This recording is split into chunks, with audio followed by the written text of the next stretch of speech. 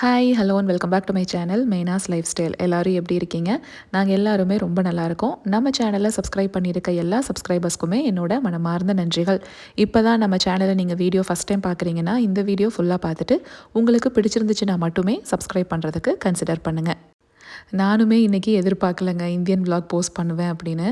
ஏன்னா ஊரில் திருவிழா, அதாவது பழனியில் மாரியம்மன் கோவில் நோன்பு சூப்பராக இருக்கும் எங்கள் ஊர் திருவிழா. அதனால் உங்களோட ஷேர் பண்ணிக்கலாம் அப்படிங்கிறதுக்காக தான் இந்த வீடியோ. இப்போ நீங்கள் பார்க்குற கோவில் வந்து முத்து மாரியம்மன் கோவில். இது எங்கே இருக்குன்னா ரயில்வே காலனிக்குள்ளே இருக்குங்க. பழனியில் இருக்கவங்களுக்கு தெரிஞ்சிருக்கும். திருக்கல்யாணம் நடக்கும். அதுக்கு அடுத்த நாள் கல்யாண விருந்துன்னு சொல்லி ஒரு 100 பேருக்கு வர்ற மாதிரி சாப்பாடு செஞ்சு எங்கள் அத்தை எல்லா வருஷமுமே கொடுப்பாங்க. அவங்கள நீங்கள் நிறைய வீடியோஸில் பார்த்துருப்பீங்க. பின்னாடி வீடியோவில் கூட உங்களுக்கு நான் காமிக்கிறேன். இந்த வீடியோலையும் இருக்காங்க. ஸோ அவங்க வருஷம் வருஷம் அந்த மாதிரி கல்யாண விருந்து செஞ்சு கொண்டு வந்து இங்கே 100 பேருக்கு கொடுக்கறது வழக்கம். ஸோ அந்த மாதிரி அவங்க கல்யாண விருந்து அப்படிங்கிறது இலையில கல்யாண சாப்பாடு எப்படி போடுவாங்க அதே மாதிரி தான். ஸோ இதெல்லாம் சமைக்கணும் இல்லையா?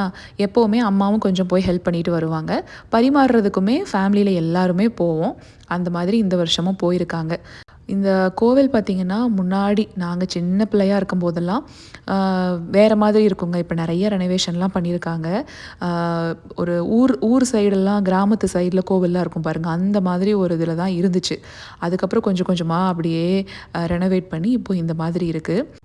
இந்த கோவிலுக்கும் எனக்கும் நிறைய ஸ்பெஷல் மெமரிஸ் இருக்குங்க. இங்கே ஆலமரத்துக்கு கீழே பிள்ளையார் வச்சுருப்பாங்க முன்னாடியே. நிறைய ஸ்பெஷல் மெமரிஸ் இருக்குங்க. அதில் ஒரு சிலது எனக்கு ரொம்ப க்ளோஸாக ஃபீல் ஆகிறது என்னென்ன அப்படிங்கிறத மட்டும் சொல்கிறேன். கல்யாணம் எங்களுக்கு அவினாசியில் நடந்துச்சா, அங்கேருந்து இங்கே ஊருக்கு வருவோம் இல்லையா, பொண்ணு ஊருக்கு. அப்படி வரும்போது இந்த ஆலமரத்துக்கு கீழே இருக்க பிள்ளையாரை வந்து சாமி கும்பிட்டுட்டு அதுக்கப்புறமா தான் வீட்டுக்கு போனோம். அதுக்கப்புறம் முகிலோட நான் ஃபஸ்ட் டைம் கன்சீவாக இருக்கும்போது இந்த கோவிலை தாண்டி தான் ரயில்வே ஸ்டேஷனுக்கு போக முடியும். ரயில்வே ஸ்டேஷனில் அப்போ தான் புதுசாக கன்ஸ்ட்ரக்ட் பண்ணி என்ன பண்ணியிருந்தாங்க, ஃபுல் ஸ்ட்ரெச்சுக்கு நல்லா ஒரு பாத்வே மாதிரி போட்டிருந்தாங்க. நல்லா 1 மணி நேரத்துக்கு நடந்தோன்னாவே சூப்பராக இருக்கும். அந்தளவுக்கு நல்ல எக்ஸசைஸ் நமக்கு. அதுக்காகவே இங்கே வருவேன். பெஞ்சும் போட்டிருப்பாங்க இல்லையா ஸ்டேஷனில். ரெஸ்ட் எடுக்கிறதுனா கொஞ்சம் நேரம் உட்காந்து ரெஸ்ட் எடுத்துகிட்டு திரும்பவும் நடக்கலாம். அந்த மாதிரி தான் பண்ணிகிட்ருப்போம். இந்த கோவிலை தாண்டி தான் போகணும். போகும்போதெல்லாம் மனசுக்குள்ளே சாமியை வேண்டிகிட்டே தான் போவேன். ஆனால் அப்படி கிராஸ் பண்ணி போகும்போதெல்லாம் ஒரு ஃபீல் வரும் எனக்கு. நமக்கு பாப்பா தான் பிறக்க போகுது அப்படிங்கிற மாதிரியே ஒரு இன்ட்யூஷன் இருக்கும். அது ஏன்லாம் எனக்கு தெரில, அந்த இன்ட்யூஷன் எனக்கு இருந்துச்சு. இது ஜெண்டர் பயாஸ்லாம் கிடையாது. பட் ப்ரெக்னெண்ட்டாக இருக்க விமனுக்கு நான் சொல்கிற விஷயம் ஃபீல் ஆகும். நமக்கு சில விஷயங்கள் தோணும் இல்லையா, அந்த மாதிரி எனக்கு தோணிகிட்டே இருந்தது. அது கரெக்டாக இந்த கோவிலை தாண்டி போகும்போதெல்லாம் ரொம்ப ஸ்ட்ராங்காகவே ஃபீல் ஆகும். எனக்கு அதுதான் புரியவே புரியாது. அதுக்கப்புறம்லாம் நான் போய் சாமி கும்பிட்றப்ப நினப்பேன், நான் இந்த பக்கம் தாண்டி போகும்போதெல்லாம் எனக்கு பாப்பா பாப்பானே தோண வச்சுட்டு 2 பசங்களை கொடுத்துருக்க பார்த்தியா நீயே அப்படின்னு மனசில் நினச்சிக்கிட்டே போயிடுவேன். அந்த மாதிரி இந்த கோவிலுக்கும் எனக்கும் நிறையா மெமரிஸ் இருக்குது. நீங்கள் முத்துமாரியம்மன் கோவில் சைடெல்லாம் இருக்கீங்க அப்படின்னா கல்யாண விருந்து சாப்பிட்ருக்கீங்களான்னு சொல்லுங்கள். அப்படி இல்லைன்னா அடுத்த வருஷம் திருக்கல்யாணம் முடிஞ்சு அதுக்கு அடுத்த நாள் எப்போவுமே கல்யாண விருந்து இருக்கும். அதனால் இது வரைக்கும் நீங்கள் போய் பார்த்தது இல்லைன்னா நெக்ஸ்ட் டைம் போயிட்டு வாங்க.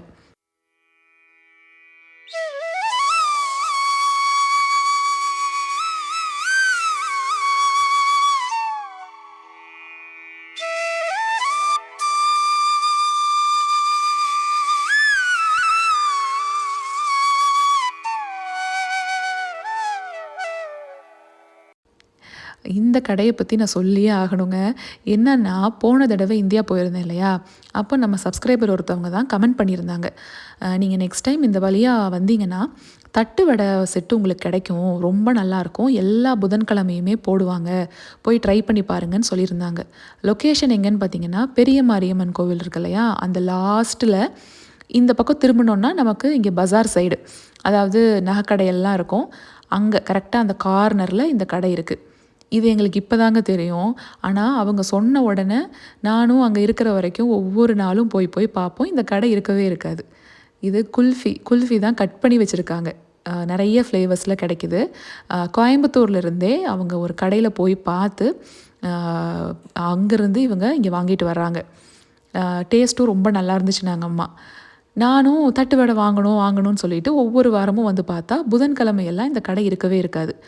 நாங்கள் நினச்சிக்குவோம், சரி நம்ம தான் தப்பாக வந்து பார்க்குறோம் போல இருக்குது, வேற எங்கேயோ இருக்குது அப்படின்னு விசாரித்தாலும் இந்த கடை தான்னு காமிப்பாங்க. சரி புதன்கிழமை வர வேண்டாம், நம்ம வேறு ஏதாவது நாளில் வந்து பார்க்கலான்னு தம்பியோ இல்லை அப்பாவோ வந்து பார்ப்பாங்க. அப்பயுமே கடை பூட்டியிருக்குங்க.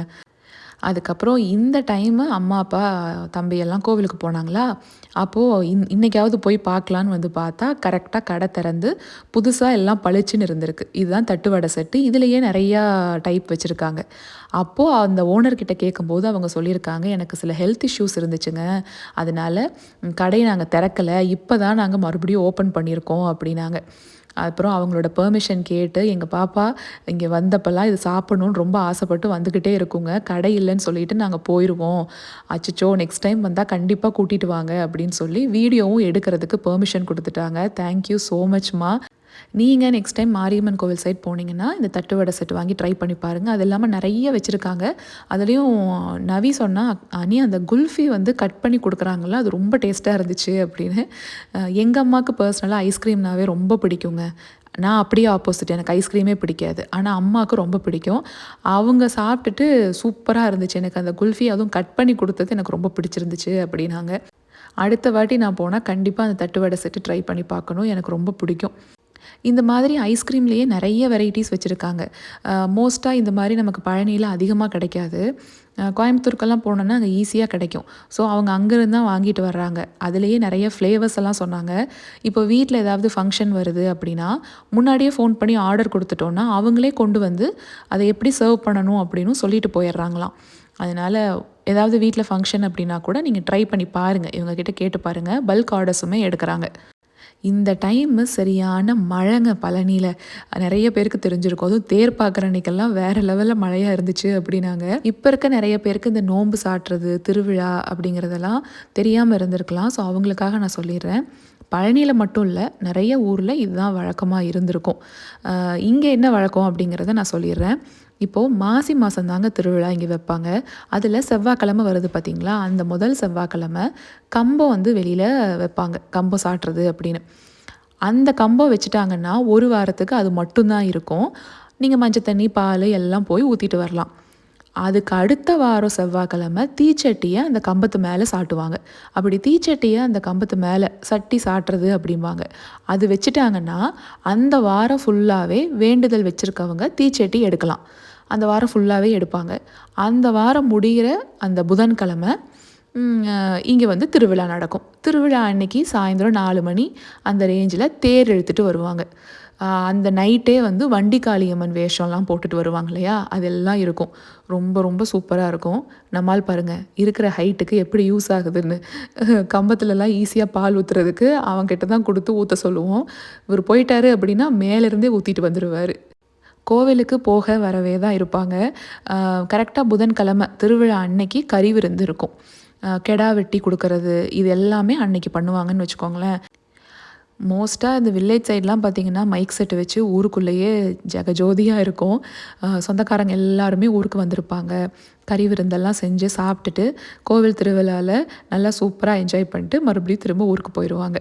இங்கே பழனி டவுன் அப்படிங்கிறதுனால ஊருக்கு ஒவ்வொரு தெருவுக்கெல்லாம் மைக் செட்லாம் வைக்க முடியாது இல்லையா. ஸோ கோவில் இருக்கிற ஏரியாவில் மட்டும்தான் அந்த மாதிரி இருக்கும். ஊர்லேருந்து எல்லாருமே வந்திருக்காங்க. அவங்கள தான் தம்பி கோவிலுக்கு கூப்பிட்டுட்டு வந்திருக்கான். இங்கே சாமி கும்பிட்டுட்டு அங்கே வீட்டுக்கு போன உடனே விருந்து சாப்பாடு தான். நிறைய பேர் இந்த மட்டன் பிரியாணி வீட்டில் செய்கிறத வீடியோ எடுத்து போடுங்க அப்படின்ட்டு சொல்லியிருந்தீங்க. ஸோ ரெசிபியுமே நான் ஷேர் பண்ணியிருக்கேன். கொஞ்சம் நேரத்தில் வரும். ஏதோ இங்கே நிற்கிது பாருங்கள் தேர். ஆனால் அந்த மழையிலையுமே தேரெல்லாம் இழுத்துருக்காங்க. அப்பா மட்டும் போய் பார்த்துட்டு வந்தார் அந்த மழையில். அவர் வீடியோ எடுத்து எனக்கு ஒரு கிளிப்பிங் அனுப்பியிருந்தார். பட் ஆனால் அது ரொம்ப கிளாரிட்டி இல்லாமல் இருக்குது.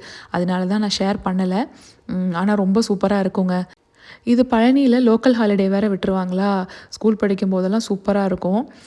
இப்போ இதெல்லாம் ரொம்ப மிஸ் பண்ணுறேன். வீட்டில் ஸ்வீட்டுக்கு அதிரசம் செஞ்சிட்ருக்காங்க அம்மா. அதிரசம் ரெசிபி வேணும்னா இன்னொரு தடவை நான் ஷேர் பண்ணுறேன். ஏன்னா அவங்க அந்த ரெசிபியெல்லாம் எனக்கு எடுத்து அனுப்பலை. பிரியாணியை மட்டும்தான் அனுப்பியிருக்காங்க. ஏன்னா வீட்டில் நிறைய பேர் வந்திருக்கிறனால நிறைய சமையல் அங்கங்கே நடந்துட்டு இருந்துச்சு. எல்லாத்தையுமே கவர் பண்ண முடியலை. எப்போவுமே அதிரசம் மாவு ஃப்ரெஷ்ஷாக நீங்கள் செஞ்ச உடனே போடுறதுக்கும், செஞ்சுட்டு ஃப்ரிட்ஜில் எடுத்து வச்சு அதுக்கப்புறம் மறுபடியும் சுட்டு பாருங்கள், அது நல்லாயிருக்கும் மாவு. எப்போவுமே அதிரசத்துக்கு மாவு வந்து கொழ கொழன்னு இருக்கக்கூடாது, கொஞ்சம் கட்டியாக இருக்கணும். நீங்கள் ஃப்ரிட்ஜில் எடுத்து வச்சுட்டு திரும்பவும் வெளியில் எடுத்து வச்சு பண்ணும்போது அந்த கன்சிஸ்டன்சி கரெக்டாக வந்துடும். அதனால அம்மா எப்போவுமே அதிரசம் சுடும்போது என்ன பண்ணிடுவாங்க, கொஞ்சம் எடுத்து ஃப்ரிட்ஜில் வச்சுருவாங்க. ஃப்ரெஷ்ஷாக செய்கிறப்ப செஞ்சுட்டு அதெல்லாம் தீர்ந்து போகும்போது கரெக்டாக மறுபடியும் வெளியில் எடுத்து வச்சு சுட்டு கொடுப்பாங்க. சூப்பராக இருக்கும். இதை வேற பார்த்து என்னை டெம்ப்ட் பண்ண வைக்கிறாங்க. மட்டனில் பிரியாணி, மட்டனில் கிரேவி, நாட்டுக்கோழி எடுத்துகிட்டு வந்து குழம்பு, அதுலேயே அந்த அந்த பீசஸ் எல்லாத்தையும் எடுத்து வறுவல் மாதிரி வச்சுருக்காங்க. அப்புறம் குட்டி குட்டியாக நான் நினச்சேன் சிக்கன் 65 போல் இருக்குது அப்படின்னு பார்த்தா அது கிளி மீனாங்க. எங்கள் சின்ன மாமா உடுமலையிலேருந்து வரும்போது வாங்கிட்டு வந்திருக்காரு. அதில் கிளி மீனில் ஃப்ரை பண்ணியிருக்காங்க. குட்டி குட்டியாக இருக்கும் போல் இருக்குங்க அந்த மீன். நான் இது வரைக்கும் பார்த்ததில்ல. நம்ம தான் சீ ஃபுட் பக்கமே போகாத ஆளாச்சே, அதனால எனக்கு அதில் நாலேஜ் இல்லை. பட் பேர் வந்து கிளி மீன் அப்படின்னாங்க. இதோ இதுதான் இலையில் இருக்குது பார்த்தீங்களா. இதில் நம்ம வீட்டில் வெஜிடேரியன் சாப்பிட்றவங்களுமே இருக்காங்க. எங்கள் தாய்மாமா ஒய்ஃபு, எங்கள் சின்னம்மச்சி, இப்போ நவியோட அத்தை, இவங்கெல்லாம் வெஜிடேரியன். அவங்களுக்கு காளான் பிரியாணி, காலிஃப்ளவர் 65 அவங்கெல்லாம் பார்த்திங்கன்னா ஓரமாக அந்த பக்கம் உட்காந்து சாப்பிட்டுக்கிட்டு இருப்பாங்க. என் நவி வந்து இது எல்லாத்தையும் பார்த்து எடுத்துகிட்டு இருந்தா. இப்போது இங்கே சுபா சாப்பிட்டுட்ருக்காங்க பார்த்தீங்களா, இது நவியோட அத்தை பொண்ணு. அவங்கள கல்யாணம் பண்ணி கொடுத்துருக்கோம் இல்லையா, ஸோ அவங்க மாமியார். அவங்க ஒரு விஷயம் சொல்லுவாங்க, கேளுங்க. அது மட்டும் உங்களுக்கு நான் அப்படியே ஆடியோ வந்து மியூட் பண்ணாமல் போட்டிருக்கேன்.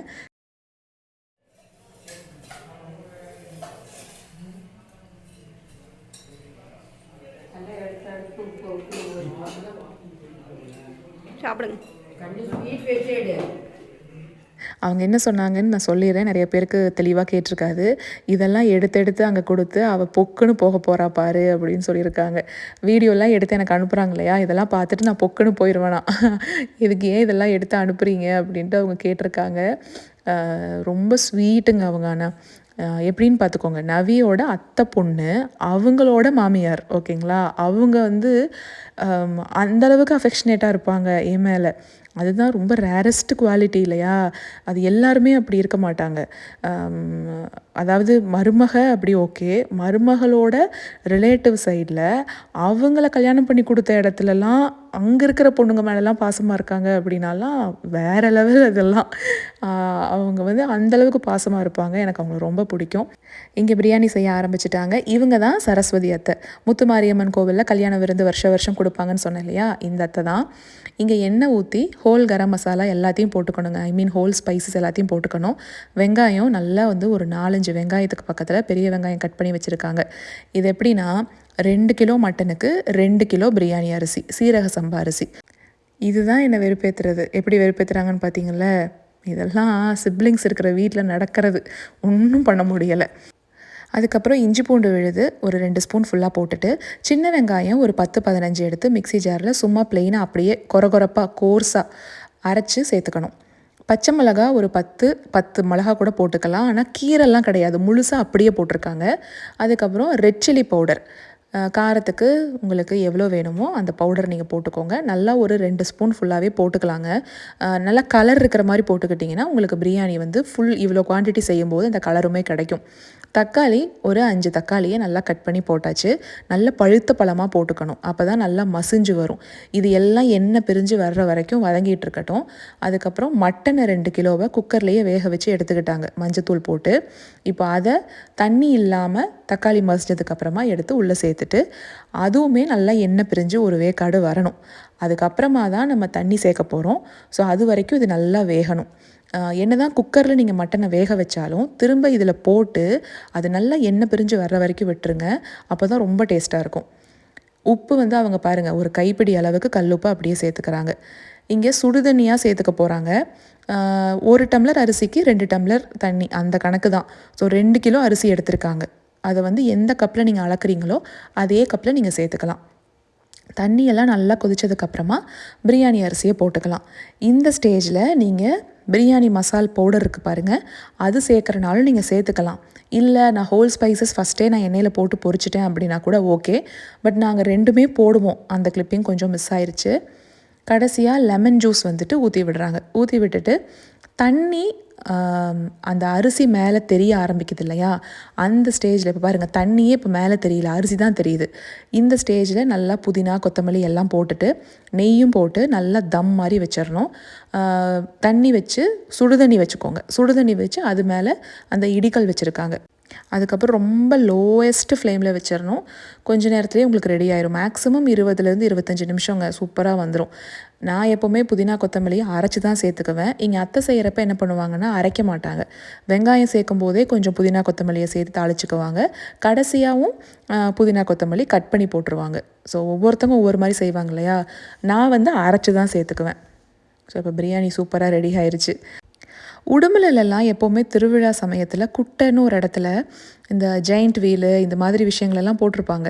இந்த வருஷம் பழனியில் வேல் ஹாஸ்பிட்டல் பக்கத்தில் இந்த குட்டை போட்டிருக்காங்கங்க. லைட்டிங்கெல்லாம் வச்சு வேறு லெவலில் இருக்குது, சூப்பராகவும் இருக்குது. ஆனால் இப்போல்லாம் என்னென்னா எக்ஸைட்மெண்ட் அப்படிங்கிறது பசங்களை அதில் விளையாட விட்டு பார்க்கணும் அப்படிங்கிற எக்ஸைட்மெண்ட்டு தான் இருக்குதே ஒழிய நம்ம இதில் ஏறி சூப்பராக போகணும் அப்படிங்கிறதெல்லாம் வரவே மாட்டேங்குது. அதுலேயும் செகண்ட் டெலிவரிக்கு அப்புறமா சுத்தம் அதில் ஏறினாவே ஒரு மாதிரி பயம் வருதுங்க எனக்கு. ஏன்னே தெரில. நான் இங்கே யூஎஸில் ஒரு வாட்டர் தீம் பார்க் போயிருந்தோம். அப்போவே நான் வீடியோவில் சொல்லியிருந்திருப்பேன். என்னன்னு தெரில, ஒரு மாதிரி பயம் இருக்குது எனக்கு அப்படின்னு. அது இப்போ எந்த லெவலில் இருக்குதுன்னு எனக்கு தெரில. மேபி போய் பார்த்தா தான் அந்த எக்ஸ்பீரியன்ஸ் எப்படி இருக்கும்னு தெரியும். ஆனால் முன்னாடியெல்லாம் பயம் இருந்தாலும் போய் இதெல்லாம் என்ஜாய் பண்ணணுன்னு ஆசைப்பட்டு போயிருக்கேன். இப்போது அதில் போய் உட்கார்ந்த உடனே ஒரு மாதிரி ஒரு பயம் வருது. ஏன்னு தெரில. பர்த்டே விஷ் அப்படியே சொல்லிவிட்டு தொடர்ந்து நம்ம வீடியோ பார்த்துடலாம். வள்ளியம்மை அவங்களுக்கு March 19th wedding anniversary. Karunika March 21st பர்த்டே. Kokila March 14, Sukumari March 9. Harini collections அவங்களோட செகண்ட் பொண்ணுக்கு April 26 அன்னைக்கு பர்த்டே. ஆர்த்தி அவங்களுக்குமே பர்த்டே. இது இல்லாமல் என்னோடய தாய் மாமா பொண்ணு 2வது பொண்ணு தனு அவங்களுக்கு March 19th and March 20 birthday வருது. ஸோ நம்ம சார்பாக உங்கள் சார்பாக எல்லாருக்குமே என்னோட பிறந்த நாள் நல்வாழ்த்துக்கள் மற்றும் திருமண நாள் நல்வாழ்த்துக்கள். எல்லாருமே எப்போவுமே சந்தோஷமாக இருக்கணும் அப்படின்ட்டு நானும் வேண்டிக்கிறேன். இது எல்லாத்தையும் விட நைட்டு 10-11 மணிக்கு மேலே தான் வண்டி காளியம்மன் வேஷம் போட்டுட்டு வருவாங்க.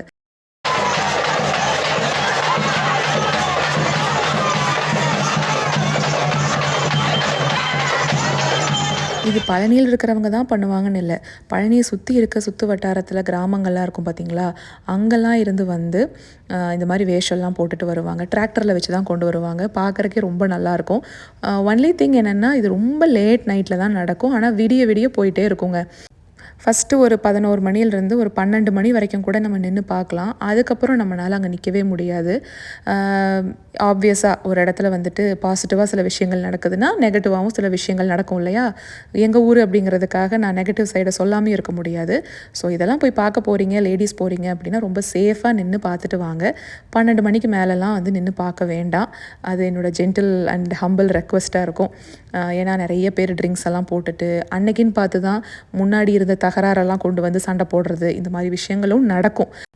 சேஃபாக வீட்டுக்கு முன்னாடி அந்த மாதிரினா ஓகே. நான் சொன்னேன் இல்லையா, இது தெருவுக்கு தெருவெல்லாம் வராது. பஸ் ஸ்டாண்டு பக்கத்தில் தான் இது நடக்குதுங்கிறனால அங்கே ஃபுல்லாகவே கமர்ஷியல் பில்டிங்ஸ் தான். எல்லாம் கடையாக தான் கட்டி விட்டுருப்பாங்க. நமக்கு அங்கே யாரையும் பெருசாக தெரியவும் தெரியாது. போய் அவங்க கடையில் நின்று நம்ம பார்க்கவும் முடியாது. தெரிஞ்சவங்க இருந்தாங்கன்னா சேஃப்டியாக போய் ஒரு இடத்துல நின்று பார்க்கலாம். ஸோ ரொம்ப லேட் நைட்டுக்கெல்லாம் போகாதீங்க. கோல்டெல்லாம் போட்டுட்டு போகாதீங்கிறது இன்னொரு முக்கியமான ரெக்வெஸ்ட்டு. இது தீச்சட்டி எடுத்தாங்க இல்லையா, அன்னைக்கு பூவோடு அப்படின்னும் சிலர் சொல்லுவாங்க. அப்படி சொன்னால் நிறைய பேருக்கு புரியாதுங்கிறனால தான் நான் தீச்சட்டின்னு சொல்லிகிட்டு இருக்கேன். பட் நாங்கள் பூவோடு அப்படின்ட்டு தான் சொல்லுவோம். நானுமே இதெல்லாம் சின்ன வயசில் எடுத்திருக்கேங்க. மறக்காமல் கமெண்ட்டில் எங்கள் ஊர் திருவிழா எப்படி இருந்துச்சு அப்படின்னு சொல்லுங்கள். நெக்ஸ்ட் டைம் பழனிக்கெல்லாம் வந்தீங்கன்னா இந்த மாத திருவிழாவை மிஸ் பண்ணாமல் பார்த்துட்டும் போங்க. நீங்கள் ஏற்கனவே பழனியில் இருக்கீங்க அப்படின்னா நீங்கள் எப்படி என்ஜாய் பண்ணீங்க அப்படிங்கிறதையும் மறக்காமல் சொல்லுங்கள், நானும் தெரிஞ்சுக்கிறேன். என்ன மாதிரியே நிறைய பேர் இதெல்லாம் மிஸ் பண்ணியிருப்பீங்க. விர்ச்சுவலாக பார்த்து தான் என்ஜாய் பண்ணிக்க முடியும். பட் நம்ம லைஃப்பில் நடக்கிற விஷயங்கள் எல்லாமே ஏற்கனவே எழுதப்பட்டது. இப்படி தான் நடக்கணும்னு விதி இருக்குது. சொல்லுவாங்க இல்லையா, everything is already planned and written. அதனால் அதில் போய் நம்ம எந்த சேஞ்சஸும் பண்ண முடியாது. பட் அப்படி இருக்கிற லைஃப்பை நம்ம எப்படி என்ஜாய் பண்ணலாம் அப்படிங்கிறத வேணால் நம்ம டிசைட் பண்ண முடியும். ஸோ அந்த டெசிஷன் நம்ம கையில் இருக்குது. அதனால் முடிஞ்ச வரைக்கும் என்ஜாய் பண்ணுங்கள். ஏன்னா நம்ம ஓவர் திங்கிங்க்கு தான் எல்லையே இல்லையே. என்ன வேணாலும் யோசிக்கும். அன்னைக்கு அந்த நாள் அது நடக்காமல் இருந்திருந்தா, இன்றைக்கி இது இப்படி நடந்திருந்தா, அது அப்படி நடந்திருந்தா அப்படின்னு உட்காந்து யோசிச்சு டைம் வேஸ்ட் பண்ணிட்டு டென்ஷன் ஆகிட்டு ஃபீல் பண்ணக்கூடாது. நமக்கு ஏற்கனவே 1008 பிரச்சனை இருக்குது. அதெல்லாத்தையும் பார்க்கணும். அடுத்த வாரம் ஸ்ப்ரிங் பிரேக் வேறு. ஜாலியாக கொஞ்சம் நேரம் அம்மாக்களுக்கெல்லாம் தூக்கம் கிடைக்கும். ஸோ சூப்பராக வீக்கெண்டை என்ஜாய் பண்ணுங்கள். சரிங்க, இந்த விலாக் பிடிச்சிருந்துச்சுன்னா மட்டுமே ஒரு லைக் கொடுங்க. நம்ம அடுத்த வாரம் வேறு ஒரு விலாகில் பார்க்கலாங்களா? Until then tata, by.